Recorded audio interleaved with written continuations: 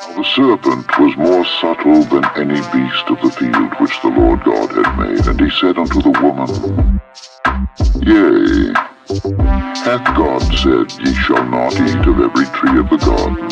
And the woman said unto the serpent, We may eat of the fruit of the trees of the garden, but of the fruit of the tree which is in the midst of the garden, God hath said, Ye shall not eat of it, neither shall ye touch it, lest ye die. And the serpent said unto the woman, Ye shall not surely die. For God doth know that in the day ye eat thereof, then your eyes shall be opened, and ye shall be as gods, knowing good and evil. And when the woman saw that the tree was good for food, and that it was pleasant to the eyes, and a tree to be desired to make one wise, she took of the fruit thereof, and did eat, and gave also unto her husband with her, and he did eat. And the eyes of them both were opened, and they knew that they were naked. And they sewed fig leaves together, and made themselves aprons.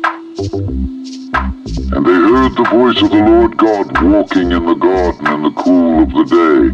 And Adam and his wife hid themselves from the presence of the Lord God amongst the trees of the garden. And the Lord God called unto Adam and said unto him, Where art thou? And he said, I heard thy voice in the garden, and I was afraid because I was naked, and I hid myself. And he said, Who told thee that thou wast naked? Hast thou eaten of the tree whereof I commanded thee that thou shouldest not eat? And the man said, The woman whom thou gavest to be with me, she gave me of the tree, and I did eat. And the Lord God said unto the woman, What is this that thou hast done? And the woman said, The serpent beguiled me, and I did eat. And the Lord God said unto the serpent, Because thou hast done this, thou art cursed above all cattle and above every beast of the field. Upon thy belly shalt thou go, and dust shalt thou eat all the days of thy life.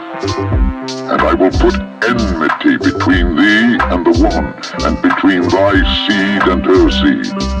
It shall bruise thy head, and thou shalt bruise his heel. Unto the woman he said, I will greatly multiply thy sorrow and thy conception. In sorrow thou shalt bring forth children, and thy desire shall be to thy husband, and he shall rule over thee. And unto Adam he said, Because thou hast hearkened unto the voice of thy wife, and hast eaten of the tree of which I commanded thee, saying, Thou shalt not eat of it, cursed is the ground for thy sake. In sorrow shalt thou eat of it all the days of thy life. Thorns also and thistles shall it bring forth to thee, and thou shalt eat the herb of the field. In the sweat of thy face shalt thou eat bread, till thou return unto the ground. For out of it wast thou taken, for dust thou art, and unto dust shalt thou return. And Adam called his wife's name Eve, because she was the mother of all living. Unto Adam also and to his wife did the Lord God make coats of skins, and clothed them. And the Lord God said, Behold, the man is become as one of us to know good and evil. And now, lest he put forth his hand and take also of the tree of life, and eat, and live forever. Therefore the Lord God sent him forth from the Garden of Eden to till the ground from whence he was taken. So he drove out the man, and he placed at the east of the Garden of Eden cherubims, and a flaming sword which turned every way to keep the way of the tree of life.